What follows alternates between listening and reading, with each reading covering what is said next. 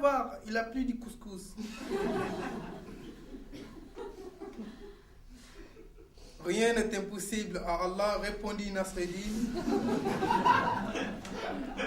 avec une air de grande philosophie. Comme Nasreddin l'avait prédit, que sa femme ne pourrait pas tenir sa langue, dans la journée, elle annonce la nouvelle à tous les voisins. Dans la journée, elle annonce la nouvelle à tous les voisins en leur faisant les promesses de ne surtout rien dire à personne. La nouvelle circulant finit par arriver aux oreilles des sultans qui convoquaient Nasreddin. Les jours de l'audience, le sultan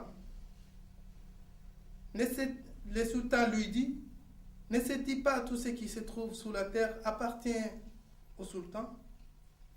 Selon la loi, tu dois me remettre la jarre que tu as trouvée.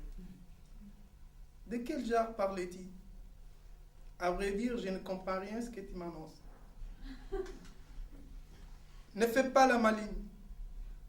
C'est ta femme qui annonce la nouvelle à tout le monde. Mais tout le monde sait que ma pauvre femme est un peu simple d'esprit. Elle fait des rêves la nuit. Elle les prend pour les réalités. Le sultan fait venir la femme de Nasreddin. Racontez-nous la vérité. La vérité est vraie, ce que mon mari a trouvé une jarre pleine de pièces d'or. Peux-tu nous dire quel jour c'était? Je me souviens très bien. C'était la nuit où il a pris du couscous.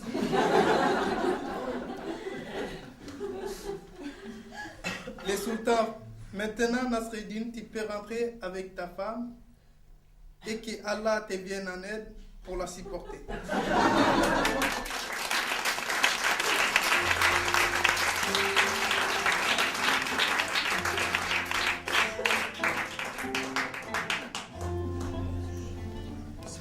Les manteaux de Nasreddin. Un soir, Nasreddin revient de son travail. Dans le sang, avec vêtements sales, tout corroté. Entendit, sentait rire dans les environs. Il connaît qu'il y a une fête dans les environs. Or, c'est nous. S'il y a une fête, tout le monde était invité.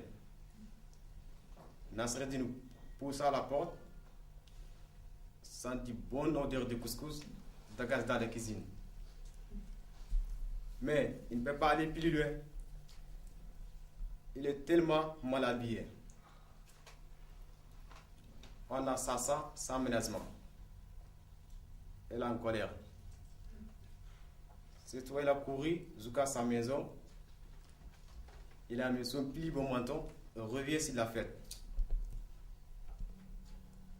On a ça là confortablement. On pose devant lui à manger, à boire. Et du vin et du couscous. Et du vin et du couscous. Nasreddin commence à manger. Il versait sur son manteau. Il disait: mange mon manteau, bois mon manteau. Il y a une mousse à côté de lui. Il dit: qu'est-ce qui s'y fait? Tu es venu fou? Il dit: non, ami. Vérité, c'est pas moi qui l'ai invité, c'est mon manteau qui est invité. Mange mon manteau, bois mon manteau.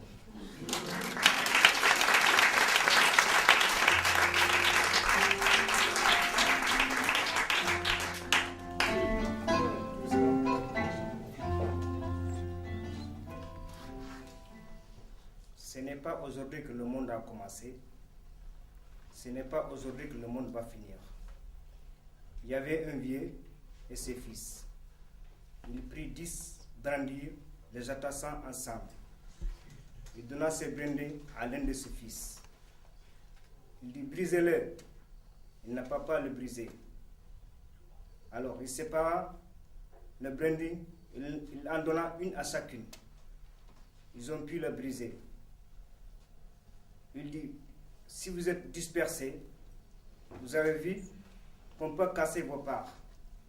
Mais si vous êtes unis, personne ne pourra contre vous.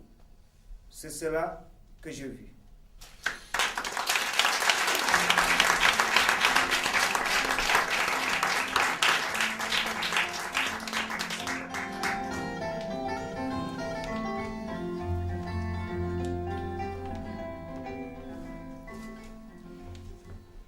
La vie appartient à celui qui se lève tard. Mézardine aimait faire la grasse matinée. Mais son voisin ne cessait de lui reprocher cette paresse. La vie appartient à celui qui se lève tôt. Lui répétait-il souvent, parole d'ignorant, répliquait Nézardine. Rien ne vaut le sommet du matin. Un jour, le voisin, en tout ce semaine, vint frapper à la porte. Lève-toi, Nézardine, lève-toi. Qu'est-ce qui se passe-t-il? Et c'est la fin du monde. Écoute-moi bien. Ce matin, en allant travailler très tôt, j'ai trouvé sur le sommet une pièce d'or. Félicitations. Alors, tu vois que c'est bien de se lever tôt. Ah non. Réfléchir un peu et tu comprendras que cette pièce a été perdue par quelqu'un qui se lève plus tôt que toi.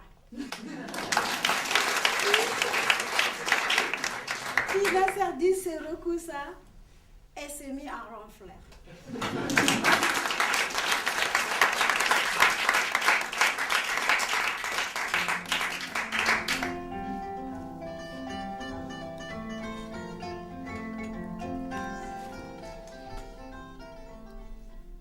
Des amis courent dans le désert. Le premier a une cabine téléphonique sur la tête. Le deuxième a une enclume sur la tête.